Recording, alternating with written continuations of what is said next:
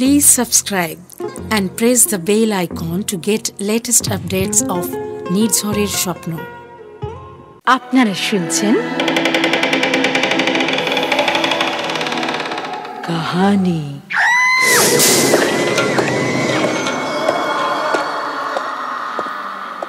গল্পপ্রেমী পাঠক পাঠিকাদের জন্য নির্ঝরের স্বপ্ন প্রযোজিত কাহিনী গল্প পাঠের অনুষ্ঠানে চিরকালীন ও সমকালীন সাহিত্যিকদের গল্পে আপনাদের স্বাগত।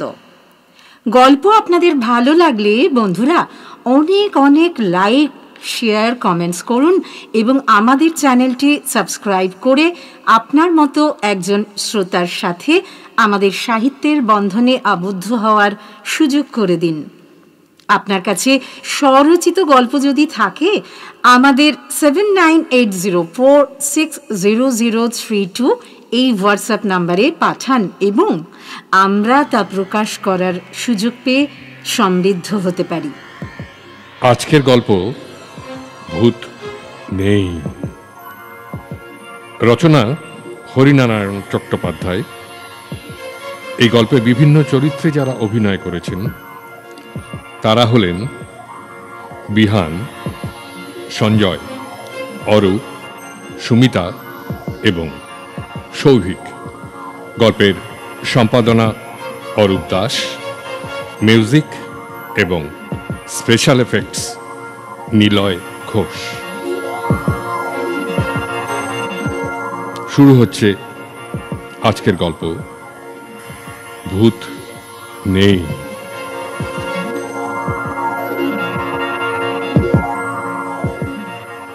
আমি তোমাদের আগেও বলেছি, এখনো বলছি, ভূত আর ভগবান নিয়ে তর্কের আজও শেষ হয়নি।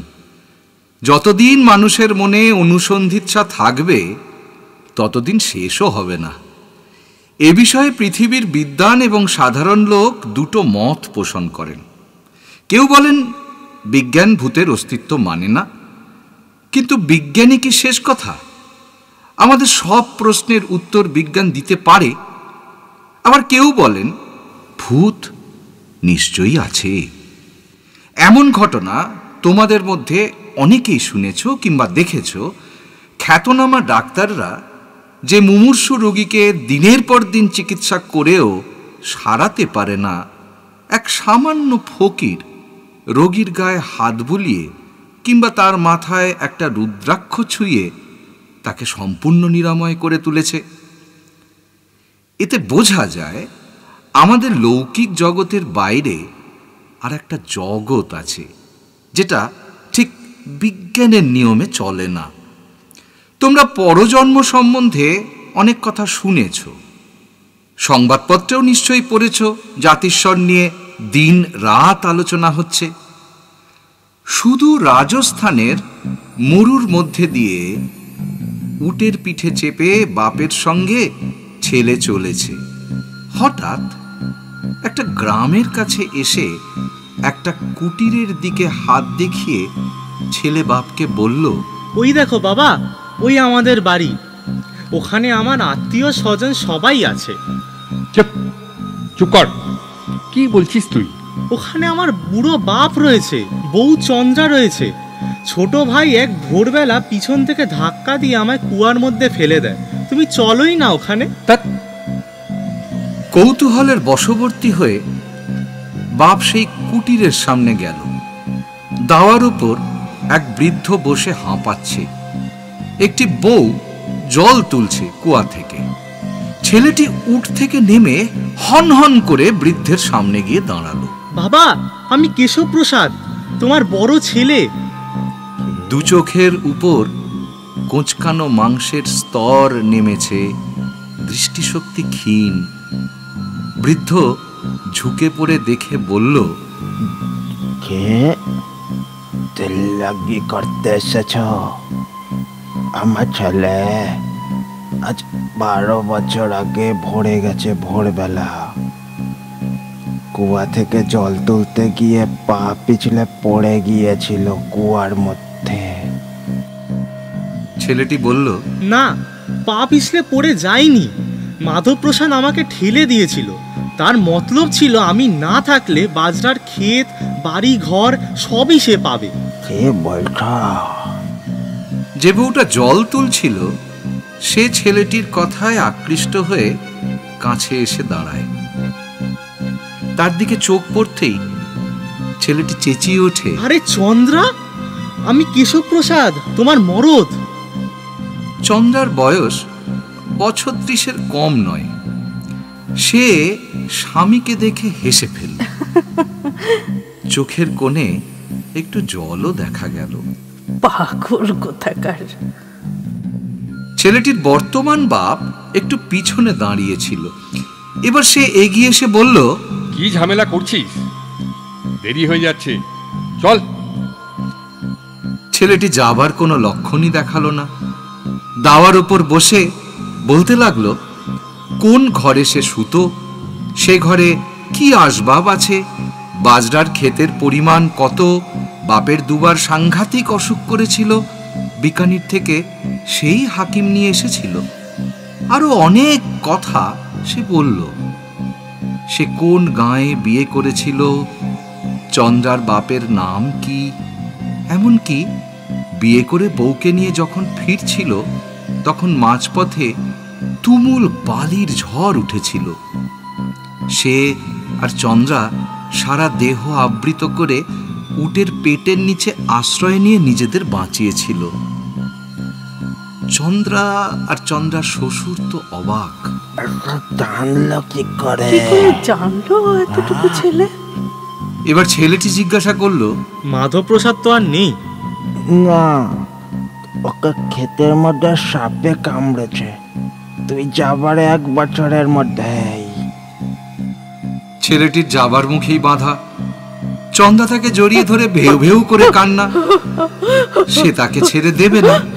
ছেলেটি বলল, আমার নবজন্ম হয়েছে, নতুন আমির ওপর তোমাদের কোনো দাবি নেই। আমার বাবা আছে, মা আছে, দাদারা আছে। সে সংসারে আমাকে ফিরে যেতেই হবে, এই নিয়ম। ছেলেটি বাপের সঙ্গে আবার উটের পিঠে চাপল। তবে মাঝে মাঝে সে পুরনো সংসারেও আসত। এই ছেলেটি জাতিস্বর। আগের জন্মের কথা তার সব মনে আছে। বিজ্ঞান এর কি ব্যাখ্যা দেবে? খবর পেয়ে বিখ্যাত এক গবেষক ছেলেটির কাছে গিয়েছিলেন। তাকে নানা পরীক্ষা নিরীক্ষা করেছিলেন। শেষে এই সিদ্ধান্তে এসেছিলেন যে এর মধ্যে কোনো কারচুপি নেই। ছেলেটি সত্যিই আগের জন্মের কথা মনে আছে।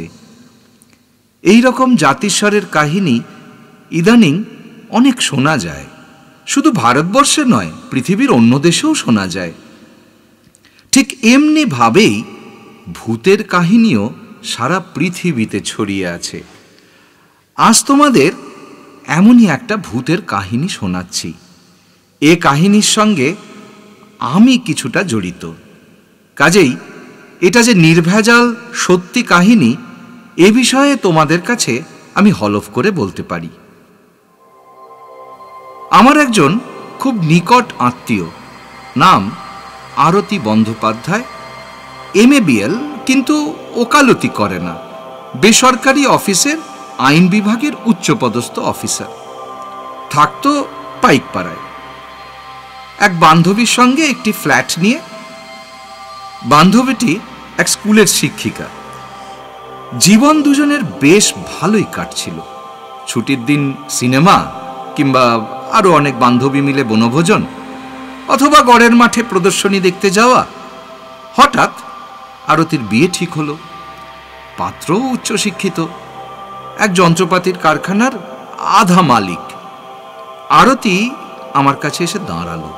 আপনি তো অনেক কিছুর সন্ধান রাখেন, আমাকে একটা বাড়ি খুঁজে দিন তো। কি কিনবে? না না, ভাড়া নেব। খুব বড় দরকার নেই, দুজনের থাকবার মতন হলেই হবে। দেখবেন একটু যেন ভালো এলাকায় হয়। আর দক্ষিণ কলকাতায় দেখবেন তো, কারণ ওর কারখানাটা না কালীঘাটে। আমি নিজে থাকি বালিগঞ্জের একেবারে লেকের কাছে। পরদিন থেকেই বাড়ি খোঁজার কাজ শুরু করে দিলাম। শুধু নিজে নয়, গোটা দুয়েক দালালকেও লাগিয়ে দিলাম। অনেক বাড়ির সন্ধান এলো, কিছু নিজে, কিছু আরতিকে সঙ্গে নিয়ে বাড়ি দেখতে লাগলাম। আরতি ভারী খুঁতখুঁতে মেয়ে, কোনো বাড়ি তার পছন্দ হলো না। কোনো না কোনো কারণে সব নাকচ করে দিল। 3 মাস ঘোরাঘুরির পর কালীঘাট অঞ্চলে এক বাড়ির সন্ধান মিলল। পার্কের সামনে প্রায় নতুন বাড়ি, সদ্য রং করা হয়েছে। খানতিনেক কামরা, বারান্দা, বাথরুম, আবার ওরই মধ্যে এক ফালি উঠোনও আছে। সেই অনুপাতে ভাড়াও খুব বেশি নয়, 220। বাড়ির মালিক পাশের বাড়িতেই থাকেন। এ বাড়ি আরতির পছন্দ হয়ে গেল। শুধু আরতিই নয়, আরতির স্বামী আশিসেরও। আর দেরি না করে সেদিনই 2 মাসের ভাড়া আগাম দেওয়া হলো। মাসখানেক পর আরতির বাসায় বেড়াতে গিয়ে খুব ভালো লাগলো। নতুন আসবাবপত্র দিয়ে চমৎকার সাজিয়েছে। উঠোনের পাশে সারি সারি টব। দেশি ফুল, বেল, জুই যেমন আছে, তেমনি বিদেশি ফুল, ডালিয়া, পপি, হলিহকও রয়েছে। এমন বাসা খুঁজে দেওয়ার জন্য আরতি, আশিস দুজনেই আমাকে বারবার ধন্যবাদ দিল। এরপর অনেক দিন আর আরতির সঙ্গে দেখা হয়নি। অফিসের কাজে দিল্লি যেতে হয়েছিল, সেখানে মাস 3 কাটিয়ে কানপুর, সেখানেও 1 মাসের উপর লেগে গেল। কলকাতায় ফিরলাম প্রায় 5 মাস পর। এক ছুটির দিনে বন্ধু বান্ধব নিয়ে গল্প করছি, আরতি এসে ঢুকল। প্রথম নজরেই মনে হলো তার চেহারা একটু যেন ম্লান। আরতি ভিতরে চলে গেল। বন্ধুরা বিদায় হতে আমিও ভিতরে গেলাম। দেখলাম আরতি চুপচাপ সোফার উপর বসে আছে। আমাকে দেখে বলল, আপনার সঙ্গে কথা আছে। কি বলো? শরীর খারাপ নাকি? চেহারাটা কেমন দেখাচ্ছে? রাত্রে একেবারে ঘুম হচ্ছে না। সে কি, ডাক্তার দেখাও, নইলে শক্ত অসুখে পড়ে যাবে যে। না, ডাক্তার কিছু করতে পারবে না। তার মানে?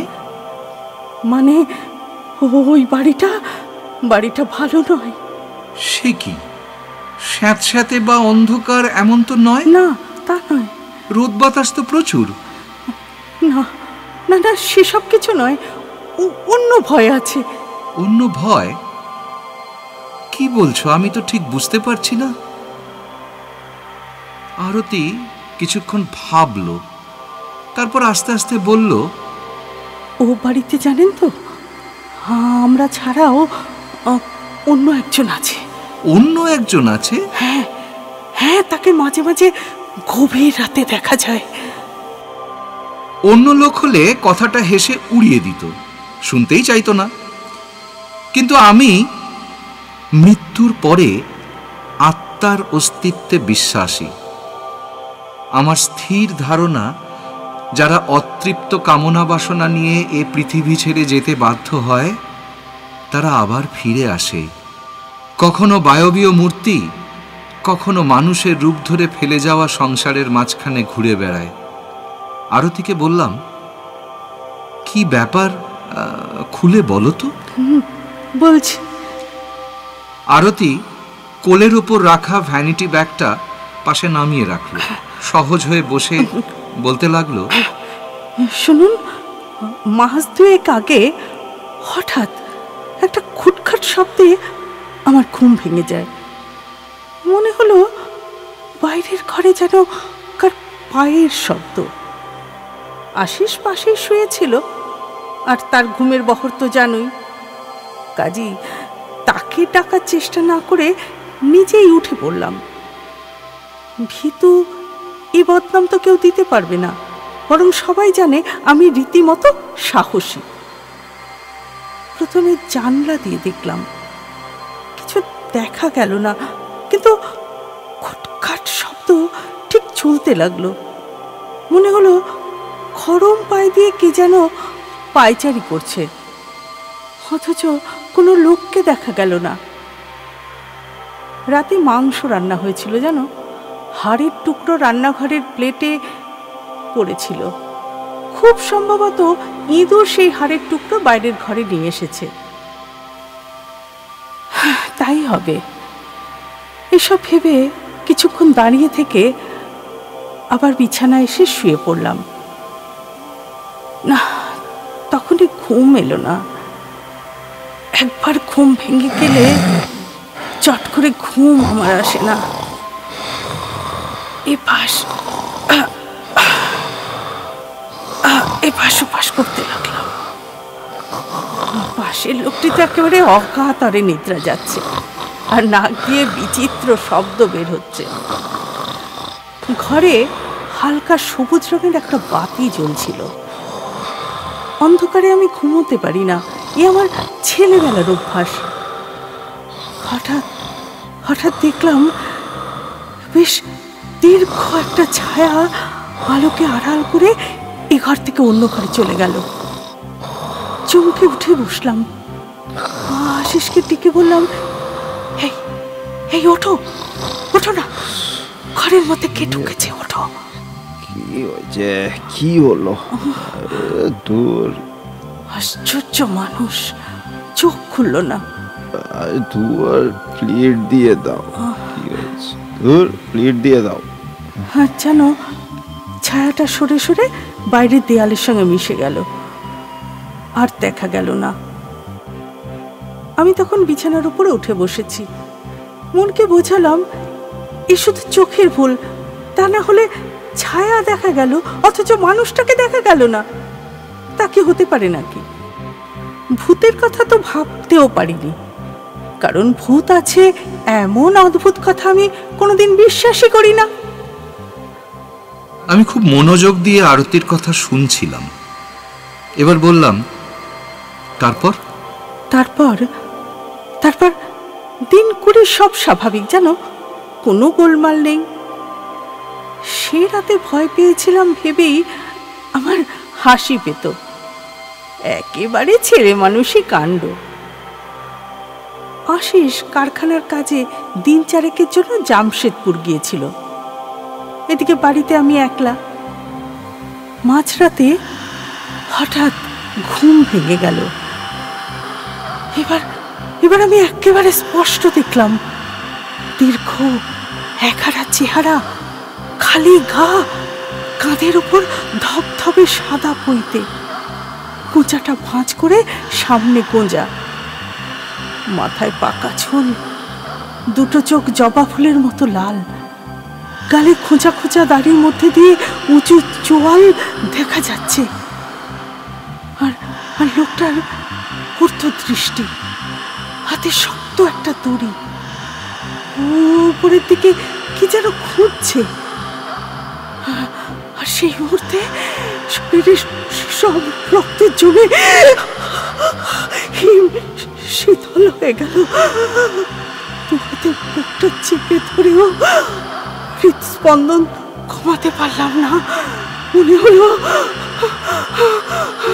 তখনই হার্ট ফেল করবো। বিকৃত কণ্ঠে বললাম, কে কে কে কে ওখানে? লোকটি উপর থেকে দৃষ্টি নামিয়ে আমার দিকে দেখলো। জ্বলন্ত দৃষ্টি, পলকহীন, সারা গায়ে আমার কাঁটা দিয়ে উঠল। তখনই মনে হলো লোকটা এই জগতের কেউ নয়, অশরীরী আত্মা।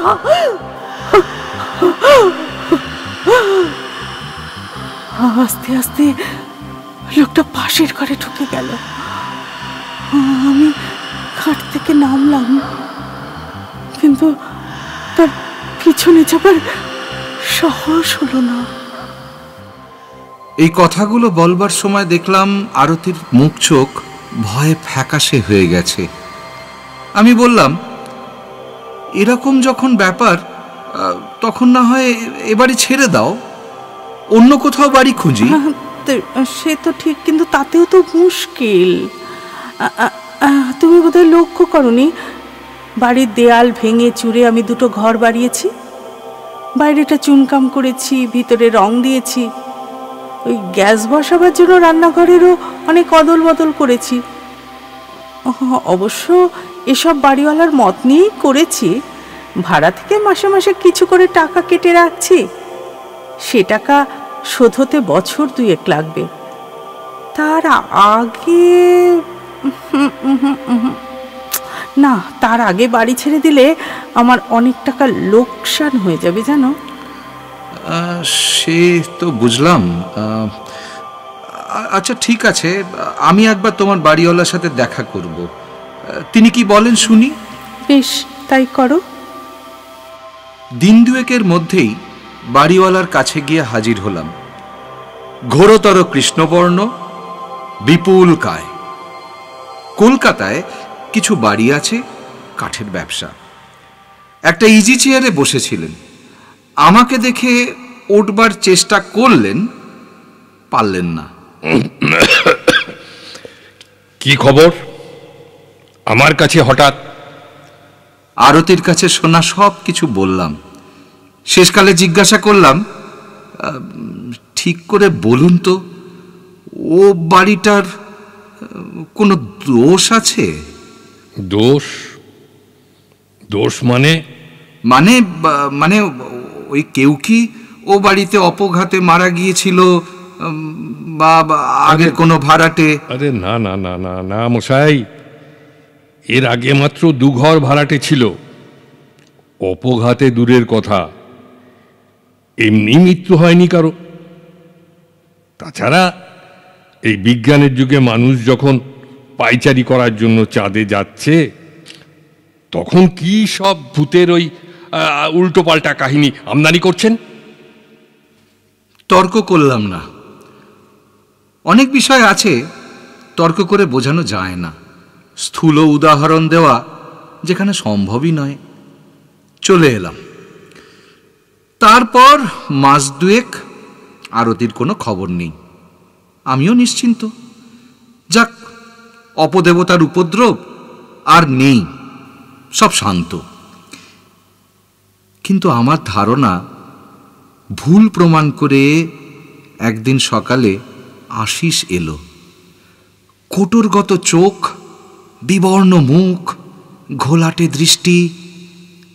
বললাম, কি হে, শরীর খারাপ নাকি? আরতি কেমন আছে? আমার কথার উত্তর না দিয়ে আশিস অস্পষ্ট গলায় বলল, একটু জল দিন। জল শুধু খেলো না, মুখে চোখেও দিল। তারপর বলল, আরতিকে টালিগঞ্জে দিদির বাড়ি দিয়ে এসেছি। কালীঘাটের বাড়িতে আর আমাদের থাকা চলবে না, বুঝলেন? সে কি? কেন, কি হলো? আরতির কাছে তো কিছু কিছু শুনেছেন। আমি কিন্তু এ পর্যন্ত কিছু দেখিনি, কোনো শব্দও শুনিনি। সেই জন্য এতদিন আরতিকে আমি ঠাট্টাই করতাম। তাছাড়া ভূত আত্মা এসবে আমার কোনোদিনই কোনো বিশ্বাস নেই। কাল একটা কাজে হাওড়ায় আটকে পড়েছিলাম, বুঝলেন।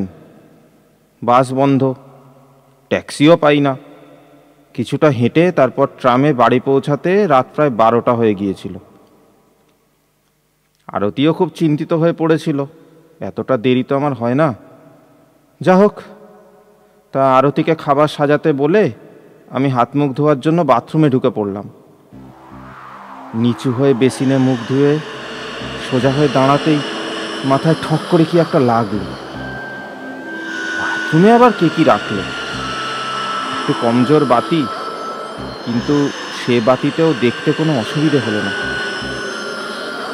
ঠান্ডা একটা বরফের স্রোত আমার মেরুদণ্ড বেয়ে নেমে গেল। বাথরুমটা অ্যাসবেস্টাসের ছাউনি দেওয়া। আগে টালির ছাদ ছিল, আমরাই খরচ করে অ্যাসবেস্টাস দিয়ে নিয়েছিলাম। ওপরে 2টো কাঠের কড়ি, একটা কড়িতে দেহটা ঝুলছে। গলায় দড়ির ফাঁস, মাথাটা একদিকে কাত হয়ে পড়েছে, 2টো চোখ আধবোজা। জিভটা অনেকখানি বের হয়ে গেছে, বোধহয় জিভের ওপর দাঁতের চাক পড়েছিল, তাই জিভ কেটে রক্তের ফোঁটা ঝরে পড়েছে, কিছুটা দেহের ওপর আর কিছুটা মেঝেতে। পরনে আধময়লা ধুতি, কাঁধে পইতে। মাথা উঁচু করার সময় ঝুলন্ত দেহের পা আমার মাথায় ঠেকে গিয়েছিল। আমি সব কিছু ভুলে আরতি বলে চেঁচিয়ে উঠেছিলাম। আরতি আমার অপেক্ষায় খাবার টেবিলে বসেছিল। আমার চিৎকারে ছুটে এসে বাথরুমের দরজার কাছে দাঁড়িয়েছিল। কি হয়েছে? প্রথমে সেটি কিছু বুঝতে পারিনি, শুধু ওপর দিকে চোখ যেতেই ও মাগো বলে মেঝের ওপর ছিটকে পড়ে অজ্ঞান। যা হোক, আরতির মুখে জলের ঝাপটা দিয়ে কোনো রকমে জ্ঞান ফিরিয়ে আনলাম। তারপর বাকি রাতটা দুজনে বাইরের ঘরে বসে কাটিয়েছি। ভোরের আলো ফোটার সঙ্গে সঙ্গে প্রথম ট্রামে উঠে আরতিকে নিয়ে গেলাম দিদির বাড়ি। তখন জ্বরে আরতির গা পুড়ে যাচ্ছে, আর দুটো চোখ করমচার মতো লাল। আমি চুপ করে সব শুনলাম। আশিসের কথা শেষ হতে জিজ্ঞাসা করলাম, আরতি এখন কেমন আছে? খুব ভালো নয় জানেন তো, বিকারের ঘরে মাঝে মাঝেই চেঁচিয়ে উঠছে। ওই লোকটাই তো ঘুরে ঘুরে বেড়াচ্ছিল ধরে হাতে। ওই লোকটা, আমি এখানে থাকবো না, আমাকে অন্য কোথাও। হ্যাঁ হ্যাঁ, আমি তোমায় নিয়ে যাব। ওই লোকটা। ঠিক আছে ঠিক আছে। আরতির জন্য খুব একটা চিন্তা নেই, ভয়টা কেটে গেলেই ঠিক হয়ে যাবে।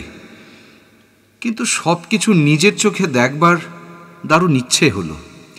এমন তো নয় একসময় দরজা খোলা পেয়ে বাইরের কোনো লোক বাড়ির মধ্যে এসে ঢুকে পড়ে আর তারপর আত্মহত্যা করে। সে হয়তো আত্মহত্যা করবার জন্য নির্জন একটা জায়গা খুঁজছিল। তাই আশিসকে বললাম, চলো একবার নিজের চোখে দেখে আসি। তাছাড়া তোমরা ব্যাপারটাকে ভৌতিক ভাবছো, তা তো নাও হতে পারে। পুলিশে খবর দেওয়াও তোমাদের একটা কর্তব্য। তাও ঠিক। তারা এসে না হয় মৃতদেহের ভার নেবে। বেশ, চলুন। তালা খুলে ভিতরে ঢুকলাম। বাথরুমের মধ্যে গিয়ে অবাক হয়ে গেলাম, কোথাও কিচ্ছু নেই, সব পরিষ্কার। আশিসকে জিজ্ঞাসা করলাম, কই হে, কোথায় তোমার ঝুলন্ত দেহ? এখানে রক্তের একটা ফোঁটাও তো কোথাও দেখছি না। সেই তো দেখছি। আশিস রীতিমতো অপ্রস্তুত। সব চোখের ভুল, বুঝলে?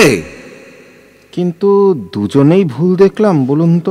ওরম হয়, একজনের ভয় আর একজনের মধ্যে সঞ্চারিত হয়ে তাকে এক ধরনের কাল্পনিক দৃশ্য দেখায়। তুমি দেখো না, কাল রাতে তুমি যদি সত্যি ওরকম কিছু দৃশ্য দেখে থাকো, তাহলে আজ কোথাও কিছু নেই, তা কি হতে পারে? সেটাও ঠিক, কিন্তু এইখানটায় তো দেখেছিলে। হ্যাঁ। মুখ তুলে উপরের দিকে দেখেই আমি থেমে গেলাম। কি আশ্চর্য, এটা তো আগে দেখিনি। কড়ির সঙ্গে একটা মোটা দড়ি বাঁধা, দড়িটা ফাঁসের আকারে ঝুলছে। দেখলেন? দড়িটা দেখলেন? অস্বীকার করব না, আমার হাত পা বেশ ঠান্ডা হয়ে গেল। বুকের দাপাদাপি এত এত জোরে যে ভয় হলো, স্পন্দন থেমে না যায়। এই দড়ির ফাঁস তো প্রথমবার দেখিনি। আরো অবাক কাণ্ড, দড়ির ফাঁসটা অল্প অল্প দুলছে, অথচ কোথাও বাতাস নেই। বাইরে বাতাস থাকলেও বাথরুমে বাতাস ঢোকবার কোনো সুযোগই নেই। আশিসের সঙ্গে বেরিয়ে এলাম। এটা যে ভৌতিক ব্যাপার নয়, কোনো মানুষের কারসাজি, তা হওয়াও সম্ভব নয়। কোনো যুক্তিতর্ক বিস্তার করেও সমাধান করতে পারলাম না। আরতিরা আর ও বাড়িতে ফিরে যায়নি। ভবানীপুরে একটা বাড়ি ঠিক করে উঠে গিয়েছিল। আর্থিক লোকসান সত্ত্বেও এ ঘটনার প্রায় মাস তিনেক পর এক বিকেলে কালীঘাট পার্ক দিয়ে যাচ্ছি, হঠাৎ আরতির বাড়িওয়ালার সঙ্গে দেখা হয়ে গেল। একটা বেঞ্চে বসে আছে। আমি তার পাশে বসে পড়ে জিজ্ঞাসা করলাম, ও মশাই, সত্যি কথা বলুন তো, বাড়িটা কি কোনো রহস্য আছে? আমার আত্মীয়টি তো থাকতে পারল না, পালালো। না না না না না, কিছু নেই, না না না না না। ভদ্রলোক প্রথমে কিছু বলতে না চাইলেও অবশেষে আমার পীড়াপিড়িতে বলতে শুরু করলেন। শুনবে তবে? হ্যাঁ, বলুন। এক বুড়ো ভদ্রলোক ওই বাড়িতে আত্মহত্যা করেছিল, তা প্রায় বছর 10 আগে। পেটে শুল বেদনা ছিল। সে কি? হ্যাঁ, বাড়ির সবাই নিমন্ত্রণ খেতে বাইরে গিয়েছিল। তখন ওই বাথরুমেই ওই বুড়ো গলায় দড়ি দেয়। তারপর থেকে ভাড়াটে আসে, তাই যেন ভয় পায়। বেশি দিন তারা থাকতেও পারে না। আপনারা গয়ায় পিণ্ডদানের ব্যবস্থা করেননি কেন? করেছি, করার চেষ্টা করেছি মশাই, অনেকবার করেছি। প্রত্যেকবার এক একটা বিপদ। বুড়োর আত্মীয়রা গয়া গেছিল পিণ্ড দিতে। 3 দিন ধরে দারুণ ঝড় বৃষ্টি, ধর্মশালা থেকে বেরিয়ে হতে পারল না। আমি নিজে একবার গিয়েছিলাম। ট্রেন থেকে স্টেশনে নামতে গিয়ে পা পিছলে পড়ে 1 মাস হাসপাতালে শয্যাগত। পুরোহিত দিয়ে শান্তি সস্তায়নের আয়োজন করার চেষ্টা করেছিলাম, কিন্তু সেখানেও বিপত্তি। পুরোহিত আসনে বসবার সঙ্গে সঙ্গে ছাদ ভেঙে একটা চাঙর তার মাথায় পড়ল। ব্যাস, পুরোহিত জ্ঞান হারিয়ে মেঝের উপর লুটিয়ে পড়ল। তারপর থেকে আর কোনো পুরোহিতই আসতে রাজি হলো না।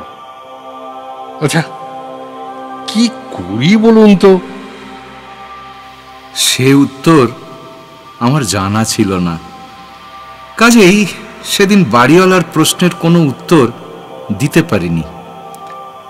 একটা কথা শুধু মনে হয়েছে, পৃথিবীর সব অবিশ্বাসী মানুষদের জড়ো করে চিৎকার করে বলি, যারা মনে করেন মৃত্যুর সঙ্গে সঙ্গেই সব কিছু শেষ হয়ে যায়, প্রেতজনী বলে কিছু নেই, তারা কালীঘাট অঞ্চলের এই বাড়িটায় রাত কাটিয়ে যান।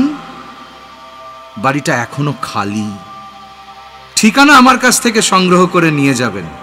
অবশ্য ভালো মন্দ কিছু হয়ে গেলে তার জন্য আমি দায়ী থাকব না, এই মর্মে আমাকে একটা লিখিত চুক্তিপত্র দিতে হবে। শুনছিলেন আজকের গল্প ভূত নেই। রচনা হরিনারায়ণ চট্টোপাধ্যায়। এই গল্পে বিভিন্ন চরিত্রে যারা অভিনয় করেছেন তারা হলেন কেশবপ্রসাদ, বিহান, ছেলেটির বাবা এবং বাড়িওয়ালা সঞ্জয়, প্রাক্তন বাবা ও আশিস, অরূপ, চন্দ্রা ও আরতির ভূমিকায় সুমিতা এবং সূত্রধর সৌভিক। গল্পের সম্পাদনা অরূপ দাস, মিউজিক এবং স্পেশাল এফেক্টসে নিলয় ঘোষ।